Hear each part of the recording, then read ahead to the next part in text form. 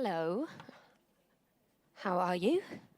Feels like the end of quite a long day, doesn't it? So I'm going to try and keep you guys engaged. And it's so nice to be following a powerful woman, because that's what I'm here to talk about today, gender equality, and what that means in terms of business performance.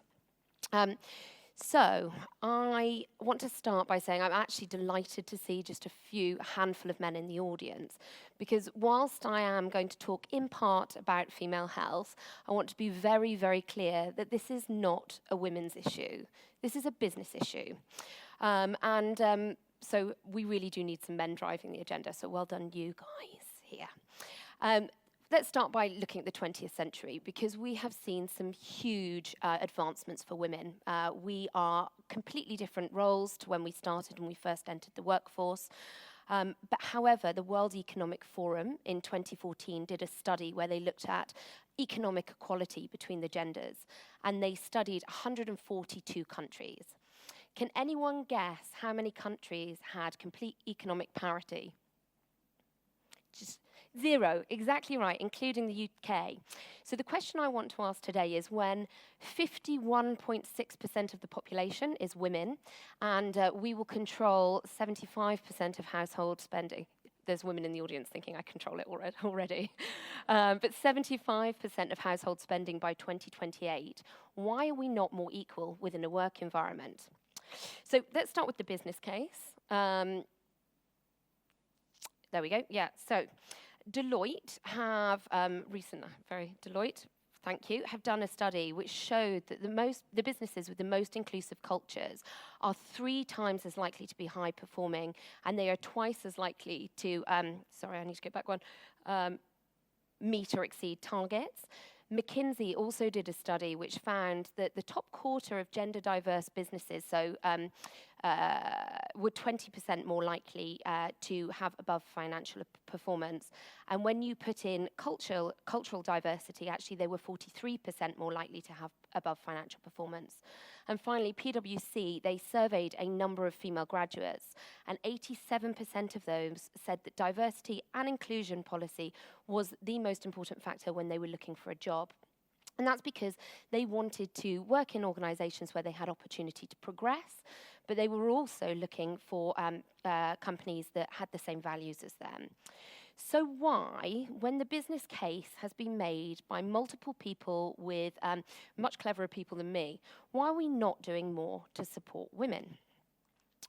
So if we look at the positives, 47% of the population is now, working population is now women, which is really quite something, I think. However, when we look at those senior positions, if we look at the FTSE 250, for example, only 23% of the FTSE 250 board are women. And when we look at the FTSE 100, this actually reduces right down. The number of female CEOs in the FTSE 100 is 7.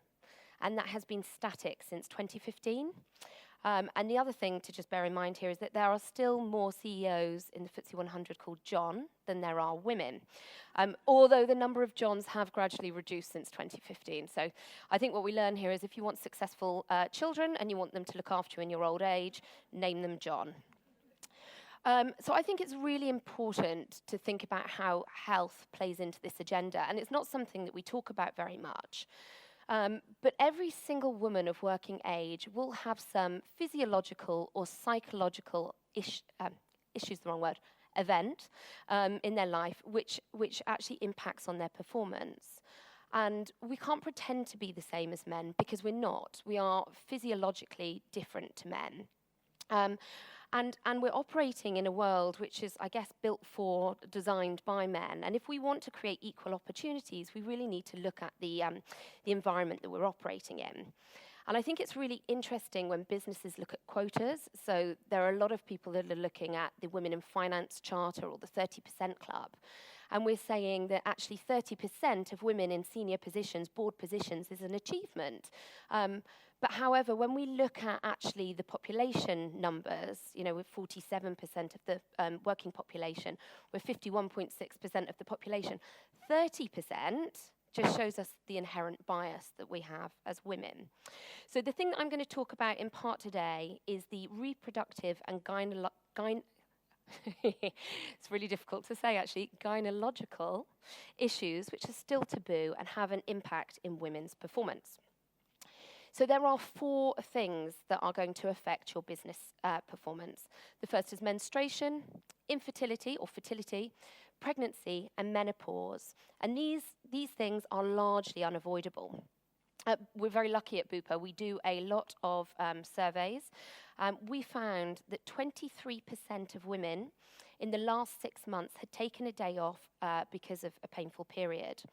We know endometriosis affects 1 in 10 women, and this is a debilitating issue. It really does impact on performance. 5.5 million days are lost through painful periods.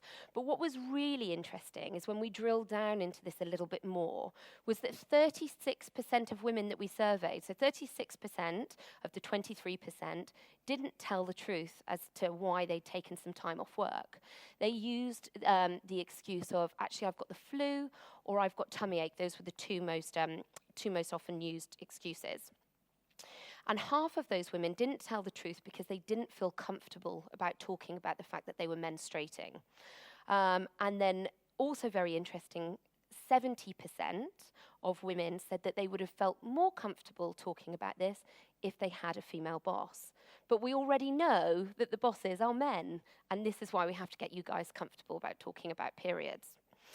The second issue, again, it's pretty pervasive. 1 in 10 women struggle either getting pregnant or staying pregnant.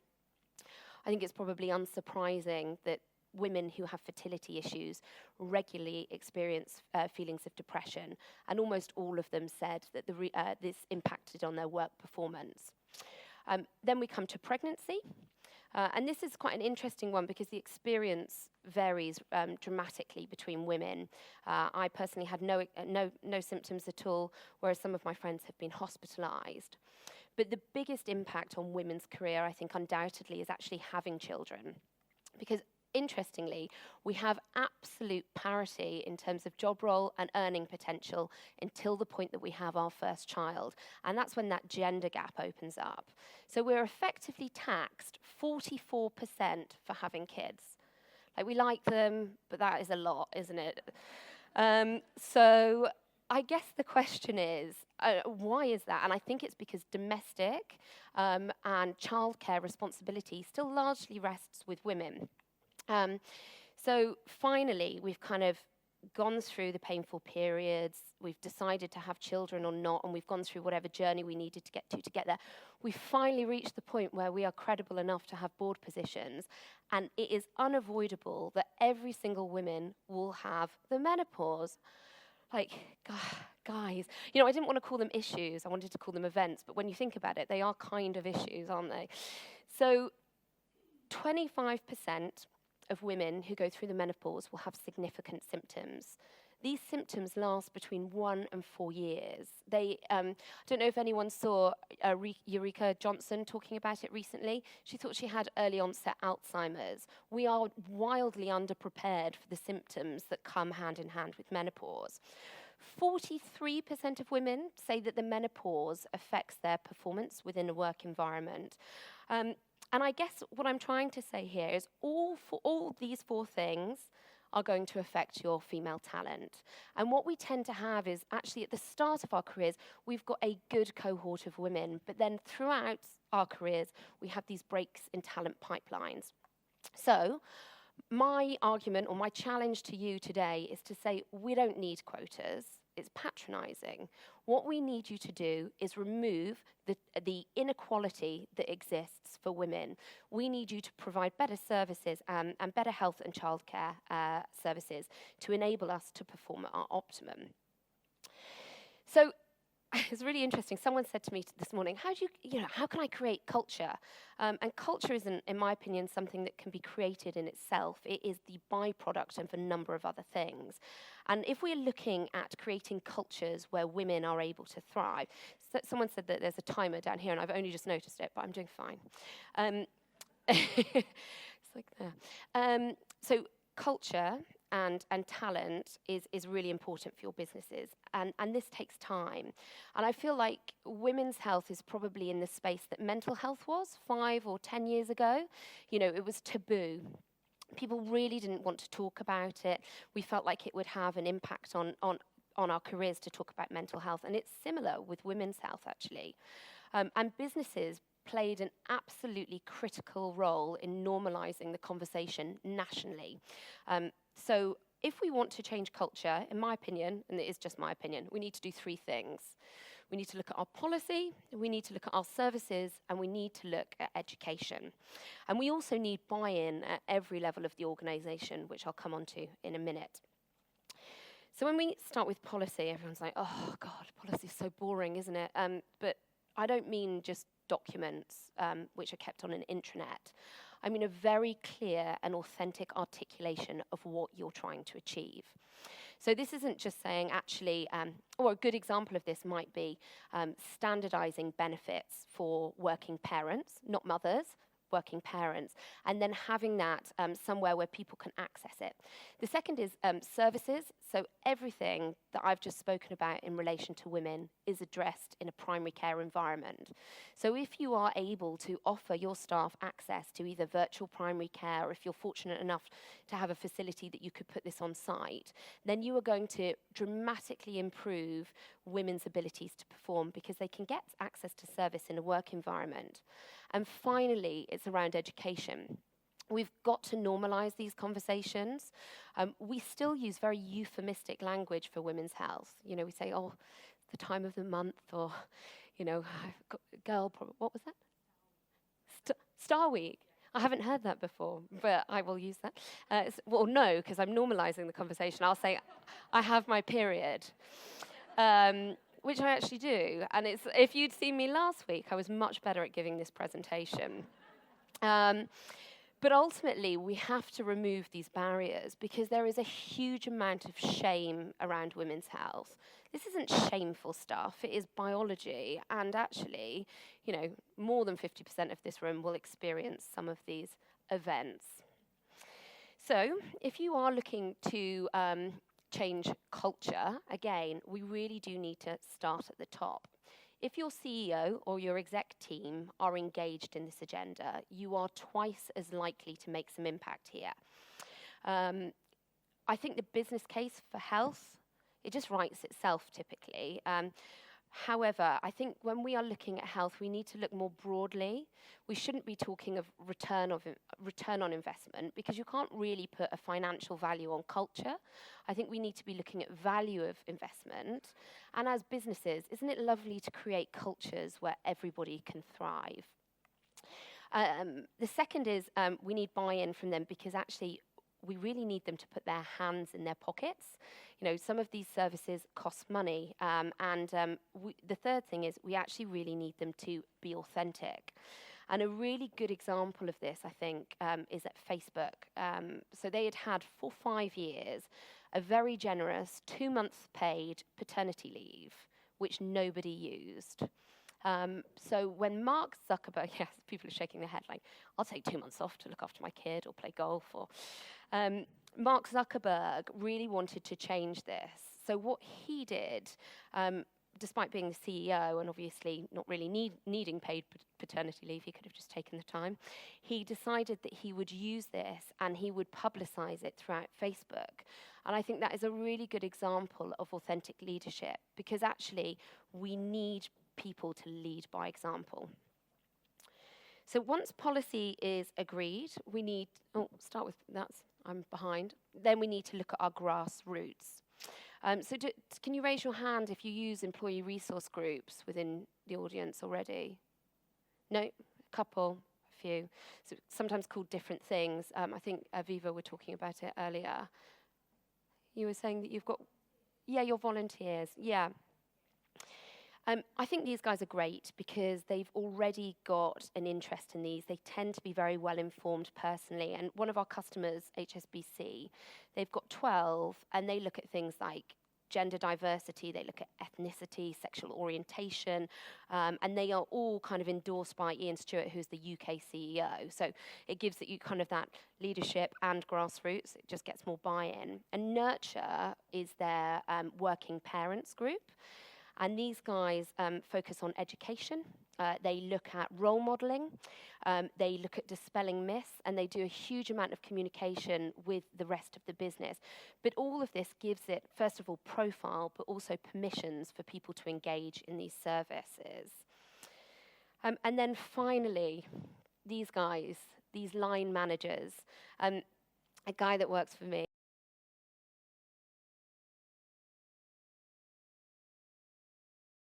he's sadly leaving to join the client that I just mentioned, but he is amazing. And he describes line managers as the permafrosts of organizations. It's good, isn't it? They're kind of cold and like a little bit hard to penetrate, but when you do get in there, they're all like soft and nice and kind. So these guys are absolutely critical, because these are the guys that exemplify. And P&G are a great example of this. So they really wanted more women, because they had shown from their statistics that gender diverse teams were performing significantly better than their male counterparts. But actually, there was a huge amount of gender bias within their business. So they decided to set up something called MARC, Men Advocating Real Change. And these guys effectively worked with the business to acknowledge that men have more opportunity and privilege compared to women. And they worked really hard to run workshops with the whole of the organization. So about 1,000 of P&G men have gone through this, and they are working at how they can reduce gender bias and start to empower women. And they've seen a big shift in terms of their management structure as a result of this. I'm just going to close in the last couple of minutes with a couple of case studies. So I like this one because it's kind of inadvertent helping women. So that wasn't our intention, it was the byproduct. It's a big media company. And they are just a very benefit-rich business, and they wanted to provide access to primary care within their environment.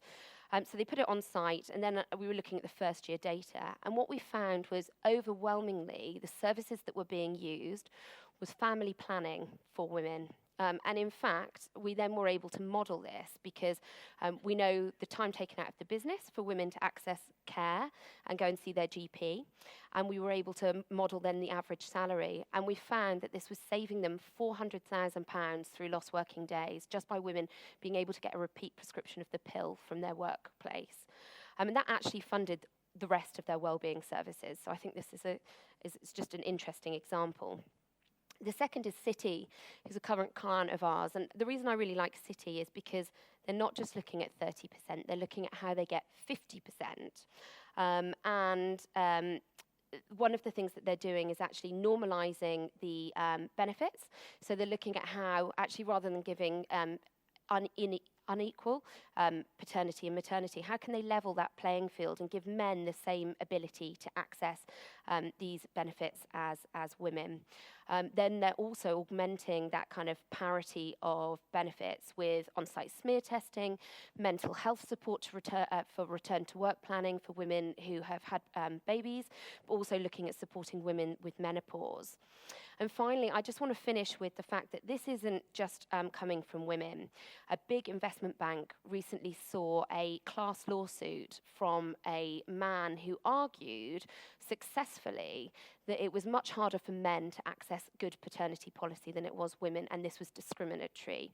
And he was successful there. So I think this is really going to become much higher on everybody's agenda. And finally, just kind of a final thought, is that this isn't about women. This is fundamentally about everybody. And if you create the right culture, your people will thrive, and also the financial performance of your business will improve too. 15 seconds left. Thank you.